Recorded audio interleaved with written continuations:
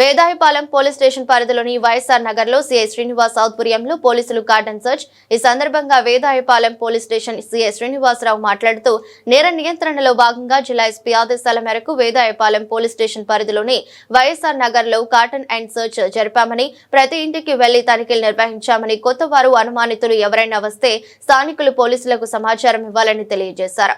ఈ cordon search లో ఎటువంటి ధృవపత్రాలు లేని 21 బైక్లు, 3 ఆటోలు స్వాధీనం చేసుకున్నామని, వీటిపై విచారించి తగిన చర్యలు తీసుకుంటామని, వైఎస్ఆర్ నగర్ లో 5 మంది రౌడీ షీటర్లు ఉన్నారని, వారికి కౌన్సిలింగ్ ఇచ్చామని, రౌడీ షీటర్లు సత్ప్రవర్తనతో మెలగాలని, లేకుంటే చట్టపరంగా కఠిన చర్యలు తప్పవని, నగరంలో నిరంతరం పోలీసు నిఘా కొనసాగుతుందని వేదాయపాలెం సీఐ శ్రీనివాస్ తెలియజేశారు. నమస్తే. నెల్లూరు జిల్లా ఎస్పీ గారు శ్రీ కృష్ణకాంత్ ఐపీఎస్ గారు, అదేవిధంగా అడిషనల్ ఎస్పీ మేడం సౌజన్య మేడం గారు, డిఎస్పీ గారు సింధిప్రియ మేడం గారు ఉత్తర్వుల మేరకు ఈరోజు వేదాయపాలెం పోలీస్ స్టేషన్ పరిధిలో వైఎస్ఆర్ నగర్లో cordon and search programme conduct చేయడం అయింది. దీంట్లో ఈ వైఎస్ఆర్ నగర్లో ప్రతి ఇల్లు, ప్రతి వాహనాన్ని తనిఖీలు చేయడం జరిగింది.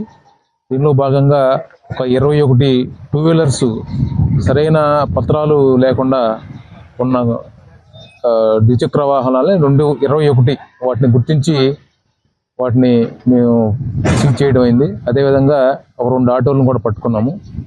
వీటిలో సరైన పత్రాలు లేవు. వీటిని యజమానుల్ని వాటిని డాక్యుమెంట్స్ కొట్టించేయమని కోరాము. వాళ్ళు డాక్యుమెంట్స్ లేవని చెప్తున్నారు.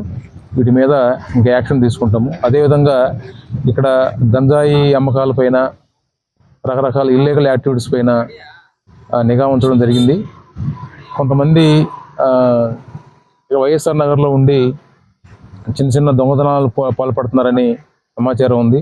వాళ్ళని కూడా ప్రతి ఒక్కరిని తనిఖీ చేస్తున్నాము. వాళ్ళ ఆధార్ కార్డులు అన్నీ కూడా క్షుణ్ణంగా వెరిఫై చేస్తున్నాము.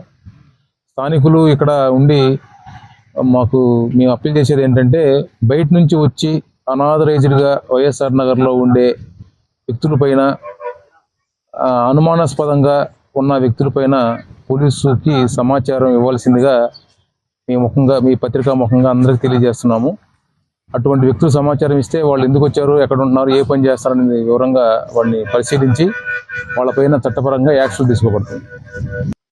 వీళ్ళల్లో ఇక్కడ వైఎస్ఆర్ నగర్లో ఒక 5 రౌడీ షీటర్లు ఉన్నారు.